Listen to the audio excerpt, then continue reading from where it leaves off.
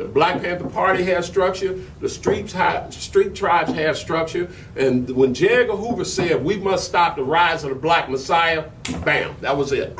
We got to go in, we got to kill Hampton. All that was that was the state-sanctioned hit. And it was proved. You go to COINTEL, you pull them, I was sitting in the court when we busted them chumps out. They did not want to release those documents because those were the FBI documents that proved they used an Illinois Bell telephone truck.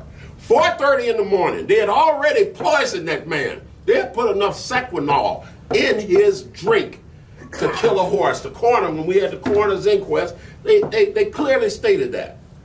All this was sanctioned to kill Chairman Fred in particular. Mark Clark was the first casualty. Mark Clark went to answer the door. This is Johnny. Johnny who? Bam, shot him right in the heart with a 44 Magnum and he dropped. And that was the signal for the back door to be kicked in. They cut the lights off. So every agency in this city collaborated and engaged in the assassination of Chairman Fred.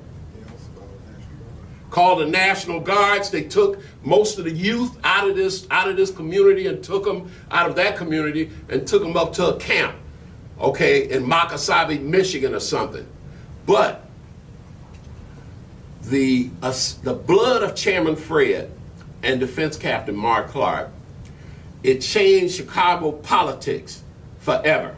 It was the first time in history that a Republican was elected inside of the Democratic. It broke the political stronghold of Daley, because Cook County has always been a Democratic stronghold. Barnard Carey was the first Republican. Hanrahan, Edward Vice Lord Hanrahan, was a state's attorney that was used by the FBI to take 14. Gloves Davis was the was the main one, okay? Because he was the one that went in after they had sprayed the chairman's bed and they said he's good as dead. Gloves Davis was the one, he testified in court. He laughed about it. He was the one that went over the chairman as he's bleeding to death with all the Sequinol and shot him in his head. Us. Okay? And these are things that people, young folk don't know. Me and Henry were consultants for the movie Judith and the Messiah. Okay? They wanted, the Jews lawyers came out at the Hampton house and they wanted to name the movie Jesus and His Homeboy. We told them, get out of here with that crap. You might have went to Harvard Law School, dude, but I lived this.